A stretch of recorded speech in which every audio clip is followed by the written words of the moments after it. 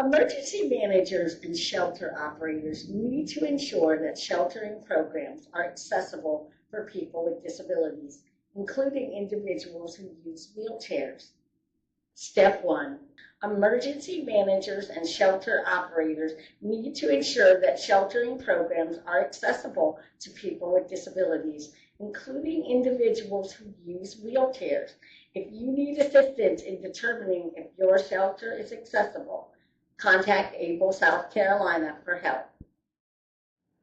Step 2. Keep accessible parking spaces clear. Step 3. House people with disabilities in mainstream mass care shelters.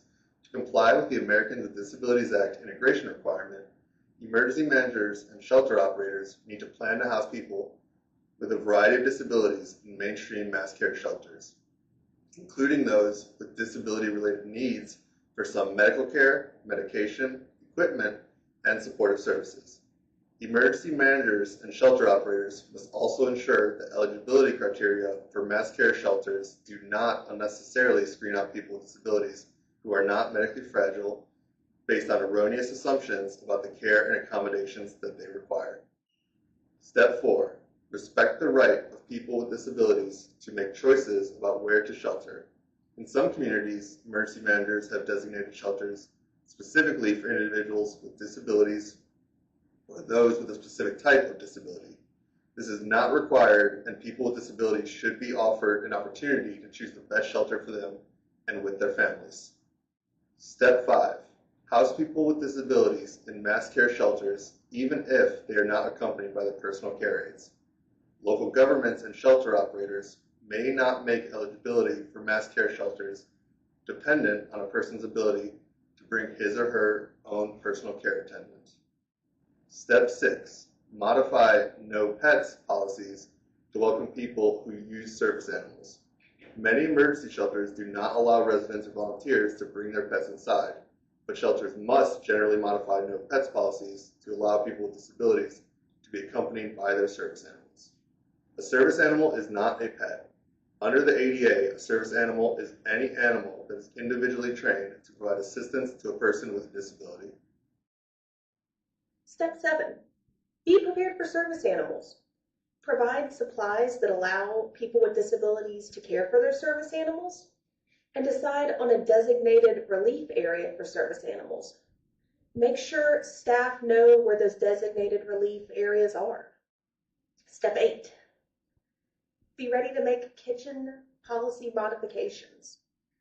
Shelter operators usually restrict access to kitchen, and this saves supplies and creates better efficiency.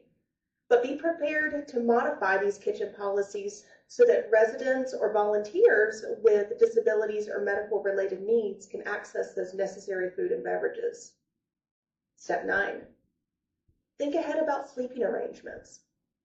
Shelter operators typically provide one kind of cot or maybe a mat on the floor, but people with certain disabilities may need alternate sleeping arrangements, like a modified cot or a bed that's raised off the floor. Step 10. Be prepared to offer information in alternate formats. Obtain and provide, upon request, documents in alternate formats such as Braille, large print, or audio recordings, and keep those alternate versions of routinely distributed documents with the regular versions. Step 11. Ensure that audible information is made accessible to people who are hard of hearing or deaf. In emergency shelters, most information is conveyed through oral announcements. Shelter operators must ensure that people who are deaf or hard of hearing have access to this information in a timely and accurate manner. Step 12. Offer orientation and wayfinding assistance to people who are blind or have low vision. Inform about primary places like restrooms, information stations, kitchens, medical, and sleeping. Step 13. Maintain accessible routes. Cots and other furniture need to be placed to ensure that accessible routes that people who use wheelchairs, crutches, or walkers can navigate, connect all features of the shelter. Step 14. Eliminate protruding objects in areas where people can walk. Furniture and other items should be positioned to direct pedestrians who are blind or have low vision safely away from overhead or protruding objects. Step 15. Create low-stress zones. Shelters are noisy and crowded, which can be extra tough for people with conditions like autism, anxiety, or migraines. Setting up a calm, quiet area can help relieve extra stress. Step 16. Ask residents where they need their cots. Don't just assign beds randomly. Talk to residents with disabilities to find out where their cot works best for their specific needs. Step 17. Set up a system for medical equipment and medications. Make sure residents have a clear way to access assistive technology and medicines. Staff should know this is a priority and have a plan ready to assist with what is needed. Step 18. Keep medications cool and power life-saving equipment. Refrigerate medicines whenever you can.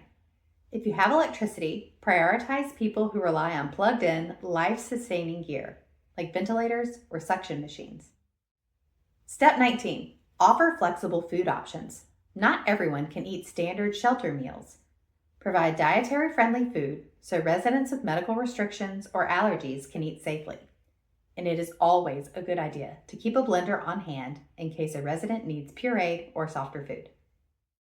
Making your emergency shelter accessible for people with disabilities is not difficult, and it's a legal requirement under the Americans with Disabilities Act. By making simple adjustments like keeping pathways clear, welcoming service animals, and offering information in large print, you ensure everyone stays safe during a crisis. These legal obligations do not have to be overwhelming, and you do not have to figure them out alone. Able South Carolina is here to help you make sure your shelter is ready to welcome everyone in your community.